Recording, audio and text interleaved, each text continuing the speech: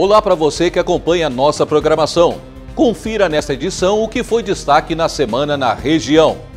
Reforma da Previdência dos Servidores Públicos de Santa Catarina é aprovada na Assembleia Legislativa. Porto de Bituba bate recorde histórico de operação no mês de julho.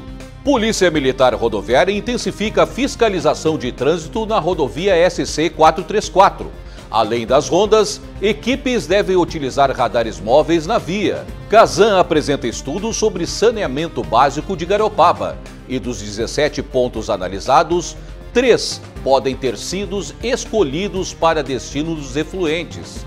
Tecnologia deve estar cada vez mais ligada à educação. E pandemia mostra a necessidade de mais investimentos e projetos para a digitalização nas escolas de Santa Catarina. E ainda, decreto de regularização fundiária urbana de Garopaba é publicado. Interessados já podem solicitar o pedido de viabilidade na Secretaria de Planejamento. Esta e outras informações agora no Pix Notícias.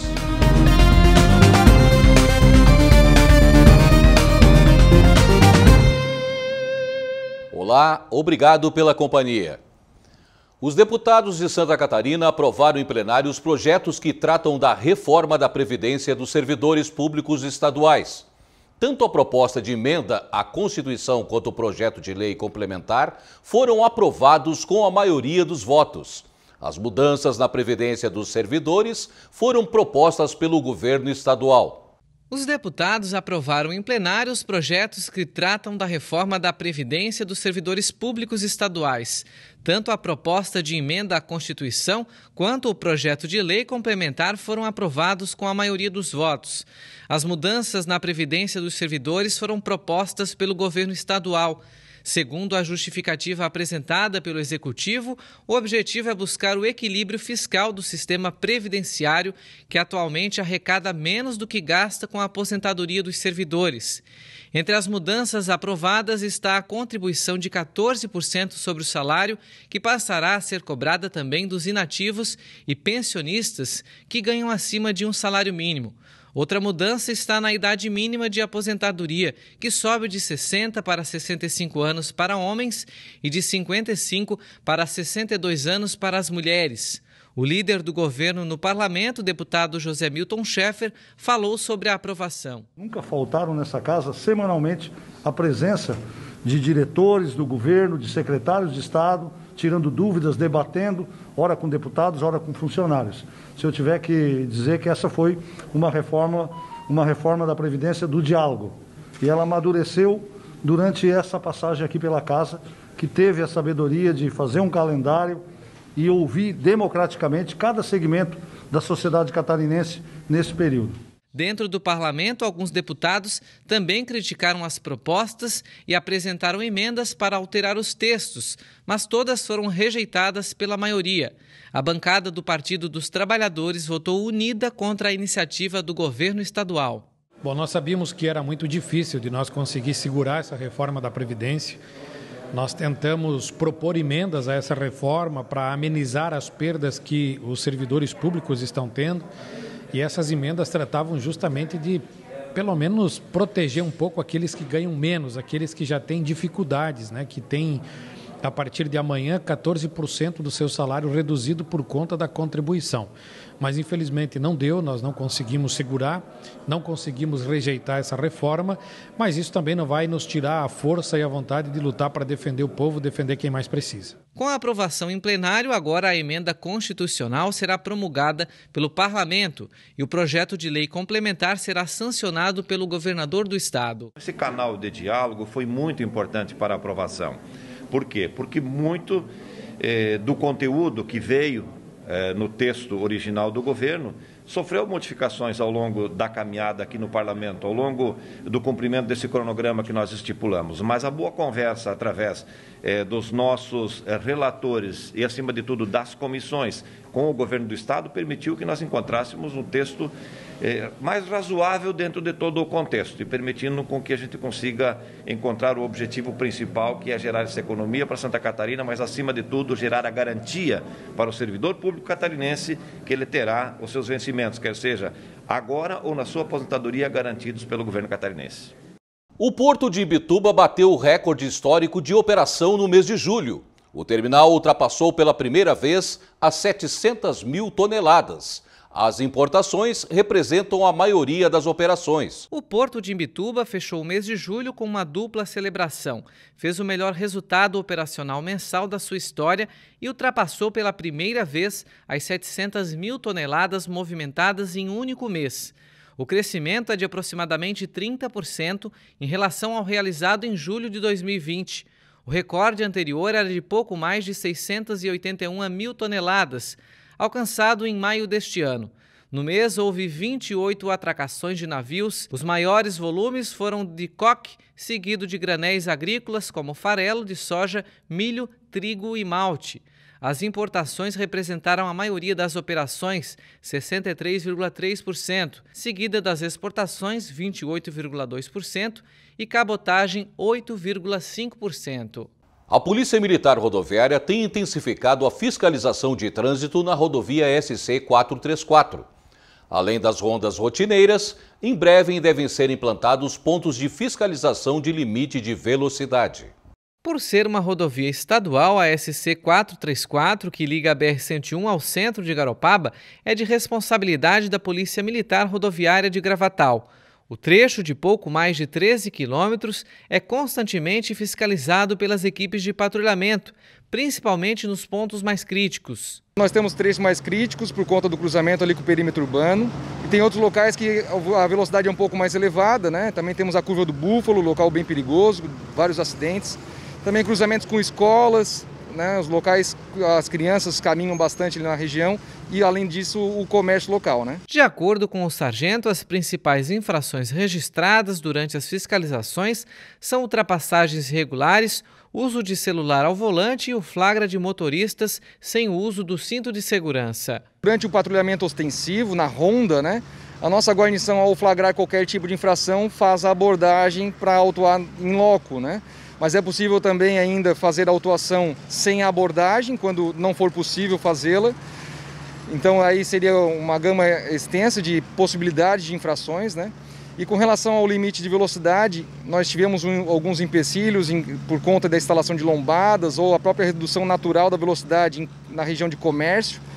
Mas estamos implementando agora novos pontos de fiscalização e passaremos a fiscalizar com o radar portátil, né, o radar móvel, a SC 434 também. Mesmo com a fiscalização e com a instalação de dispositivos de sinalização, além de redutores de velocidade, alguns trechos continuam contabilizando acidentes. Boa parte deles, segundo a rodoviária, causados pela imprudência. Esse ano já foram registrados 40 acidentes na rodovia SC 434, sendo 2 deles com óbitos, né?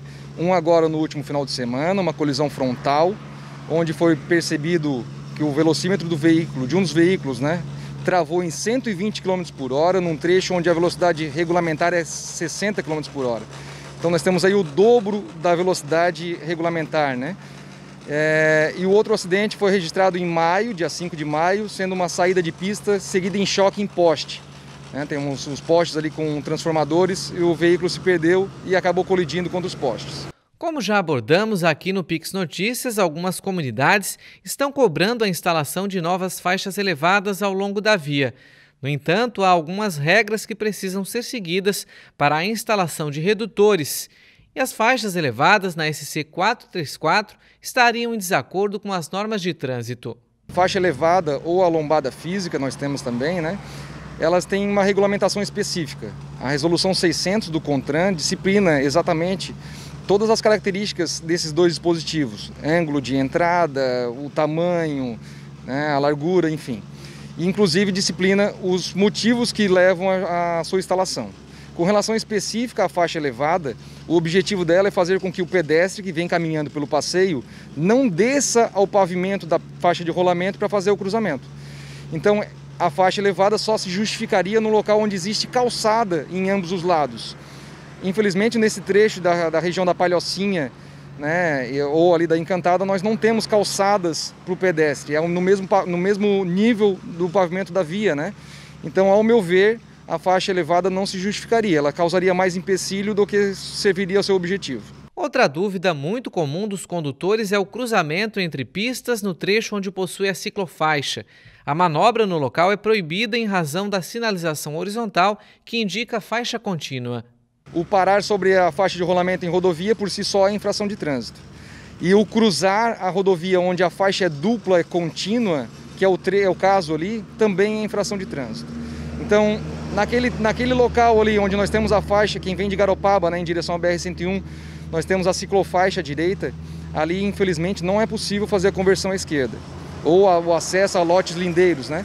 Teria que ser feito esse retorno mais à frente, num local com segurança, ou talvez onde tenha o acostamento, ou acessando ali na frente a ferrugem, né, e fazendo o retorno, para voltar no local onde se deseja. De acordo com o sargento, a Prefeitura de Garopaba estuda junto com a Secretaria de Estado da Infraestrutura uma possível modificação no trevo de acesso à ferrugem, buscando a possibilidade de retorno ao sentido BR-101 Centro. Hoje, a forma com que o trevo foi construído impossibilita esse retorno mais fácil ali, né? Então, readequando esse trevo, ficaria mais confortável, ficaria mais cômodo fazer o retorno para acessar o comércio ou qualquer lote ali, ou até mesmo fazer uma conversão, né? Então, a pessoa viria de Garopaba, iria até o retorno, para depois, então, fazer com segurança essa manobra. Feito por pedestres, ciclistas, motociclistas e motoristas, o trânsito é responsabilidade de todos e, para a segurança dos usuários, cada um deve fazer a sua parte. O trânsito seguro se faz com as nossas atitudes do dia a dia. Então, para que a gente todos possamos sair e voltar para nossas casas, a gente precisa cuidar das nossas atitudes, seguindo as leis de trânsito e, com certeza, observar a atitude do próximo. Porque, por vezes, nós somos os motoristas mais cautelosos e somos envolvidos em acidente de trânsito por causa da negligência de terceiros. Os deputados catarinenses cobram mais uma vez a aplicação de duas leis que permitem que o recurso do governo estadual seja aplicado em rodovias federais de Santa Catarina. No início de junho, entraram em vigor as leis que liberaram recursos dos cofres públicos do Estado para obras em rodovias federais que cortam Santa Catarina. A novidade foi aprovada pela Assembleia Legislativa para acelerar uma série de melhorias que vão dar mais segurança para quem transita pelas BRs.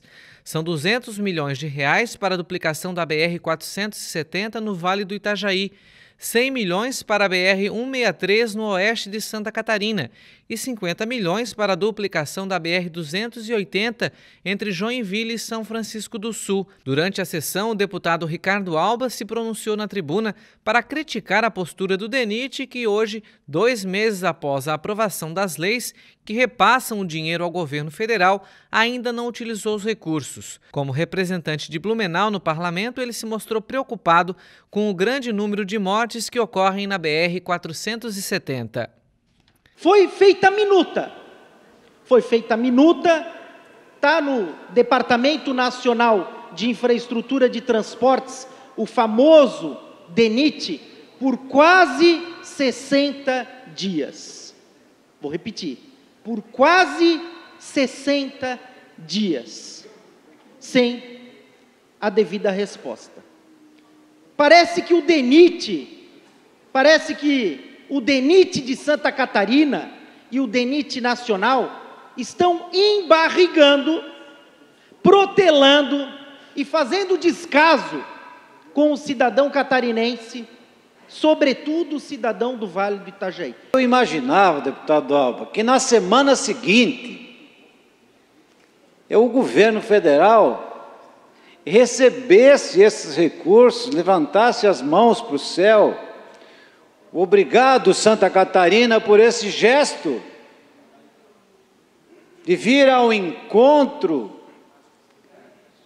do governo federal no sentido de aportar esses recursos para 470, para 163, para 280, aquela história. E se fosse assim, cavalo dado não se olha os dentes, mas aqui não.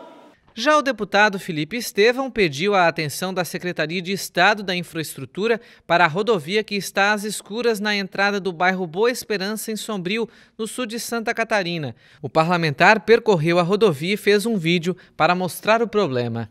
Eu já vou aqui de plenário pedir ao secretário que olhe com carinho a entrada da Boa Esperança, quem sai de Sombrio para Jacinto Machado, não tem nenhuma iluminação. Aí ali tem esse pequeno recuo à direita, mas ele é bem pequenino, se vocês olharem dali para frente já não tem mais nada. E lá à esquerda, totalmente trevas, é a saída, quem vem lá da Boa Esperança. É uma estrada movimentada. Quem está saindo lá, onde aquele carro está saindo, é uma roleta russa, porque tem uma curva ali para trás. Quem está saindo ou entrando, olha ali a velocidade que as motos e os carros passam. Dá muito acidente, vidas já se perderam. Então eu faço esse apelo aqui de plenário, é uma situação grave. Ó, estão entrando lá. É uma roleta russa. Depois a gente vai desligar o farol e aí fica totalmente trevas, não se enxerga nada, nada. Fica totalmente em trevas, é uma roleta russa quem está saindo ali. Faço esse apelo, secretário Tiago, olhe com carinho, essa é a entrada da Boa Esperança em Sombrio. Nós precisamos de uma atenção especial. A Casan realizou nesta semana a limpeza e higienização dos reservatórios de abastecimento de água de Garopaba. O serviço foi realizado em 8 pontos. A Casan realizou na última semana uma operação para a limpeza dos reservatórios de abastecimento de água que atendem a região de Garopaba. Para a realização do serviço, foi necessário a parada do funcionamento das unidades que receberam a manutenção. Manobras operacionais foram realizadas para minimizar ao máximo a redução no abastecimento. A estatal lembra que é fundamental que os usuários acompanhem o estado de conservação da caixa d'água, principalmente a tampa do reservatório. A higienização ideal deve ser realizada a cada 6 meses. A Casan teria definido os possíveis pontos para o destino dos efluentes do sistema de esgotamento sanitário de Garopaba. A informação foi divulgada pelo vereador Roberto Rivelino Vieira, o Beto do Aído, que é funcionário da companhia. Segundo o vereador, em reunião realizada com o Poder Executivo, 3 pontos dos 17 estudados seriam possíveis locais destinados. 2 deles na modalidade de emissário submarino e um deles como emissão no Rio Duna, na divisa de Garopaba com o município de Imbituba. Pouca gente sabe, eu não sei se a bancada do PP ficou sabendo, mas teve uma reunião muito importante no Pinguiri dia 27, na qual teve 8 secretários e o prefeito. Não foi convidado ninguém, nenhum vereador, eu participei porque eu era funcionário da Casan, tá? E eu era chefe, mas está bem adiantado o sistema, vai ter nova reunião, audiência pública, nós vamos ser convidados, tá? Isso aí foi só uma explanação de 17 pontos que foi levantado para o destino final do esgoto de Garopaba. Com o secretário, e com o prefeito, e com a diretoria da Casan, e com a Engie Plus, que fez o estudo de mais de 1 ano, 3 pontos ficaram definidos para destinar o esgoto de Garopaba. Praia do Centro, emissário submarino, 3,5 km. Praia da Ferrugem, emissário submarino com 1,6 km. E Rio Duna, com a estação de tratamento na divisa do município Garopaba e Imbituba. Esses são os 3 destinos final dos 17 pontos levantados pela Engie Plus, uma empresa contratada há quase 2 anos para fazer todo o levantamento. Um estudo muito bem feito, tá? Vocês vão ter conhecimento. A diretoria da Casan, quando tiver uma próxima reunião, vai ser convidado. Isso foi só para o Poder Executivo e para os secretários, para eles tomarem ciência do que está acontecendo hoje no esgoto de Garopaba.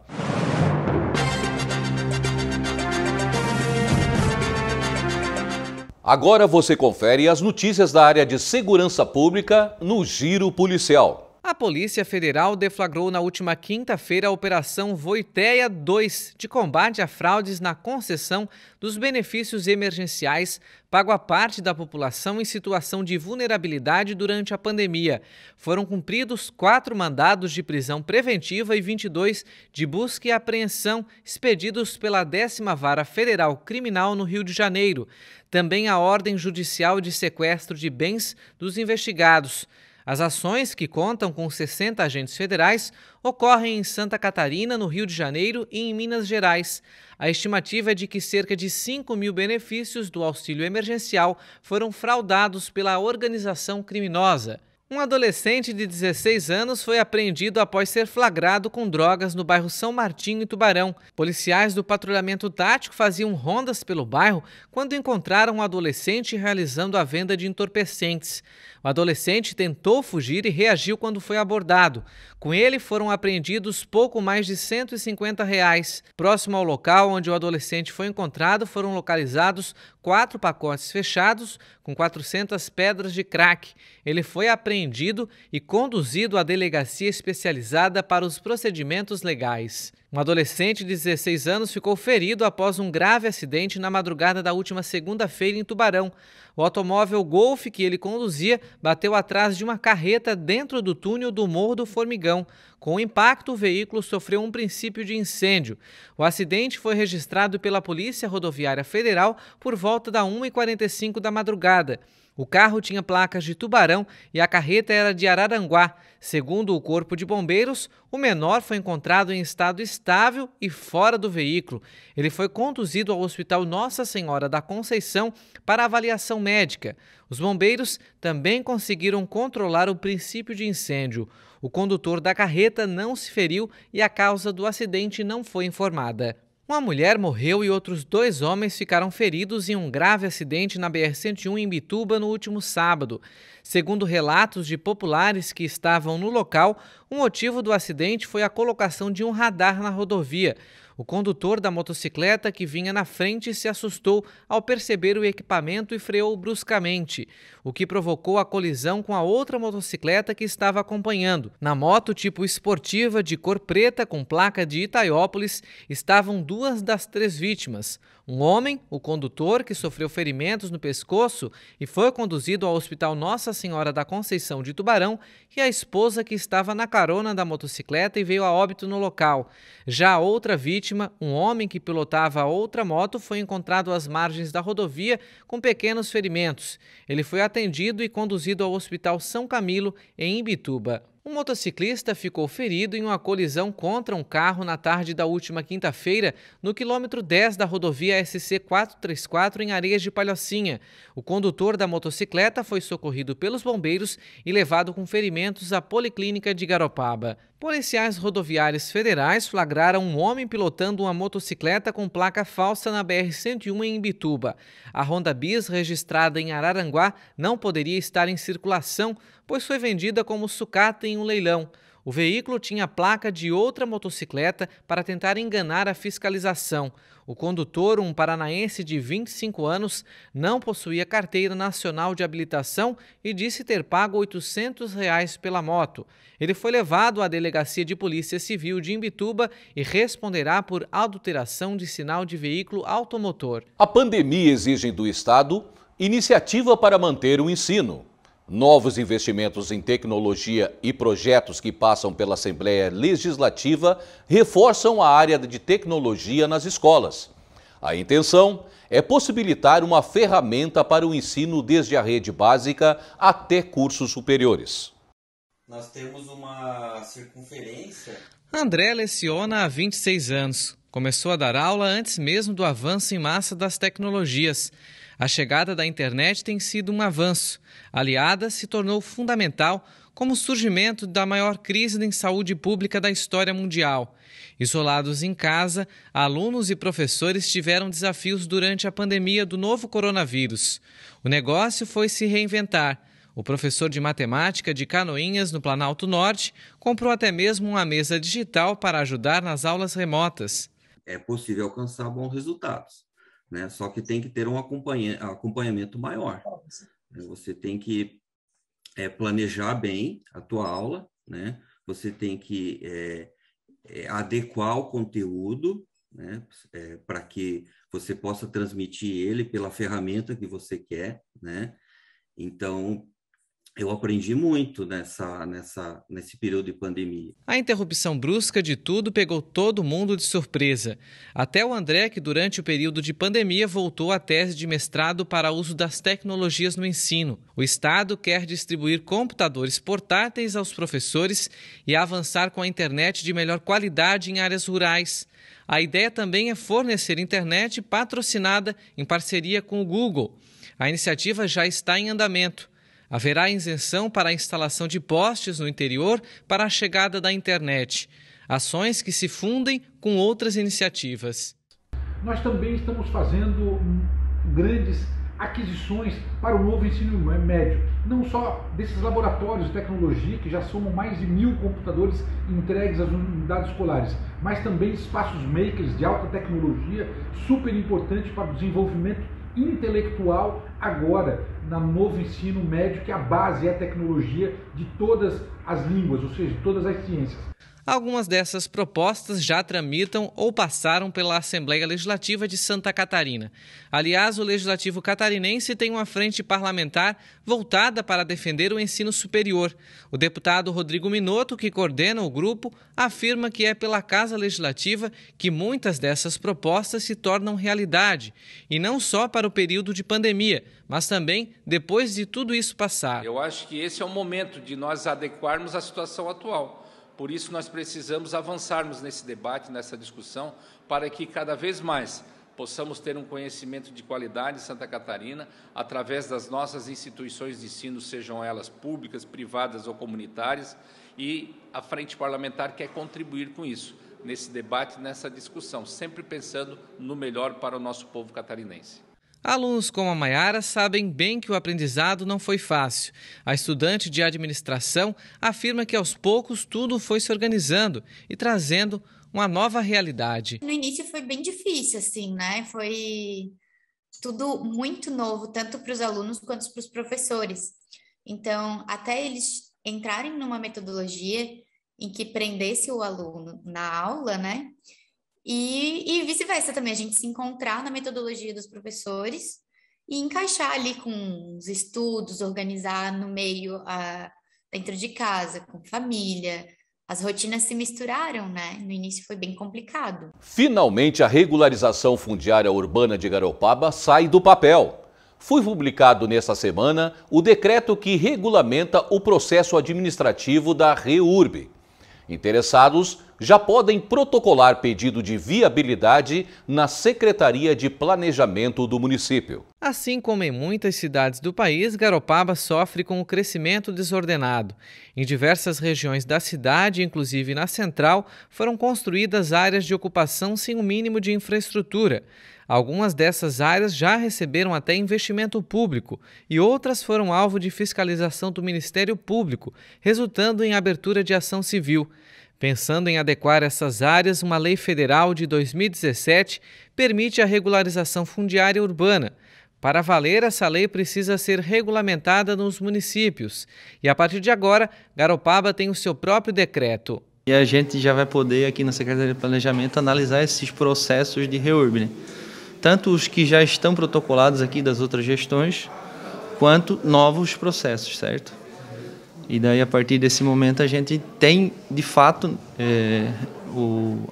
a norma para a gente seguir de análise disso aí. Tem a lei de REURB federal, e a gente aprovou também o plano de regularização fundiária municipal, que nos permite, no âmbito do município, usar a lei federal, né, para fazer a regularização fundiária dos imóveis em Garopaba. A própria lei federal estipula duas modalidades de regularização. Essa decisão de qual tipo uma área se enquadra será feita pela própria Secretaria de Planejamento, após o protocolo de documentação solicitada para análise de viabilidade. Tem o REURB-S, que é de caráter social, que é o parâmetro é a hipossuficiência, né, a questão financeira, socioeconômica, e o REURB específico, que são os outros que não são agraciados por essa situação. E daí, dentro do REURB-S, o município que vai arcar com um processo de fato, né, um processo de estruturar o núcleo, né. Vale lembrar também que o REURB não trata só de titular, de te dar o documento do teu terreno ou regularizar o teu imóvel, no caso a edificação. Ele trata de trazer a infraestrutura que o núcleo realmente precisa, certo? Se precisar de uma expansão de energia, drenagem deficiente, água, vai tratar disso aí também. E o social, o município vai ter que custear boa parte dessa situação. E o específico, que são esses que não são agraciados pelo caráter social, o próprio grupo do núcleo que acaba se formando, né, ou parcelador, querendo regularizar a situação perante as pessoas que ele vendeu, ele vem até a secretaria e propõe e assina o termo que ele vai ter que fazer a infraestrutura necessária. De acordo com o secretário, a recomendação é que os interessados solicitem primeiro o pedido de viabilidade, principalmente porque o benefício de regularização via REURB só é possível em áreas consolidadas até 22 de dezembro de 2016. A gente estabeleceu que a gente vai ter a viabilidade de REURB, justamente para a população não perder esse tempo de talvez fazer um trabalho técnico antes em uma área que não é passível de REURB, certo? Então, a partir do momento que tu tem essa viabilidade, a gente já analisou e a consolidação do marco temporal, que é a medida provisória de dezembro de 2016, a lei de 2017, né, a lei federal, ele é passível de REURB, né? Vale lembrar que as leis de regularização, elas tratam de regularizar o que está consolidado até o momento dessa lei. Dali para trás, dali para frente, não é agraciado com esse tipo de lei. A expectativa é que nos próximos meses o número de pedidos de viabilidade de REURB seja grande. Mesmo com a demanda, a Secretaria de Planejamento se diz preparada em analisar os pedidos e dar andamento nos processos de REURB em que a viabilidade seja positiva. A gente tomou esse cuidado, em paralelo de trabalhar nessa legislação e nesse decreto, de preparar a equipe para esse tipo de análise. Claro que nem tudo é perfeito, a gente sabe que algumas coisas vão se adequando ao longo do tempo, mas a gente trabalhou a exaustão para deixar o mínimo possível de coisas para ser corrigida no caminho. Mas a equipe vai estar preparada, vai ser formada uma comissão de avaliação desses núcleos. A comissão, informalmente, ela já está organizada, né? Só falta ser nomeada. E é tudo um processo bem objetivo, né, na REURB. Pessoas que vivem em áreas irregulares apenas com recibo, sem garantia da propriedade, além de não terem a infraestrutura necessária, vivem na insegurança. Com a regularização, as pessoas passam a ter o domínio por meio da escritura pública, condição que traz uma série de benefícios. Primeiro, ele vai passar a ser proprietário do terreno dele de fato. Ele vai ter um documento registrado. Se ele precisar fazer um financiamento, que hoje a gente sabe que a realidade do nosso município, na posse, o banco não aliena terreno de posse, ele vai ter o documento para poder pleitear um crédito de construção para melhorar a moradia dele, toda essa situação. E mais ainda, né, vai vir a infraestrutura, né? No caso, muitas vezes a gente sabe que a realidade do nosso município é de energia dividida com 2 ou 3 vizinhos, porque de fato a rede não passa na frente do terreno da pessoa. Isso aí vai ser sanado com a REURB. O parlamento catarinense vem trabalhando em projetos que incentivam o esporte no estado. Para os deputados, a prática desportiva pode dar resultados na vida das pessoas que vão muito além das competições. Estamos em tempo de Olimpíadas. Tóquio reúne os melhores atletas do mundo e, como não poderia ser diferente, temos representantes catarinenses brilhando em todas as modalidades.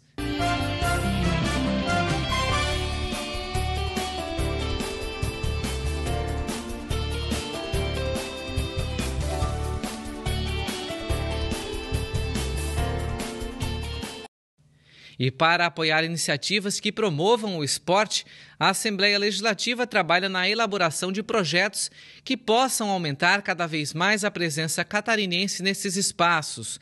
Um deles, de autoria do deputado Fernando Krilling, que coordena a Frente Parlamentar do Esporte na LESC, institui o programa Energia é Saúde e Inclusão Social. A proposta pretende direcionar dividendos que o governo do estado possa receber como acionista da Celesc para hospitais municipais e filantrópicos, 70%, e 30% para a FESPORT. Nós temos aí uma dificuldade em todo o estado da requalificação dos patrimônios públicos esportivos, espaços de qualidade para a prática de esportes no estado. Então esse 30% será utilizado para políticas públicas voltado à implantação do desporto educacional, do desporto de participação, desporto de alto rendimento, para desporto e principalmente requalificando todo o patrimônio público esportivo aqui no nosso estado. Outro projeto em tramitação autoriza a abertura dos ginásios de esportes anexos das escolas estaduais para uso da comunidade fora do horário das aulas. Para o autor da proposta, que altera a lei estadual, o deputado Márcio Machado, é preciso criar cada vez mais espaços para incentivar a prática de esportes.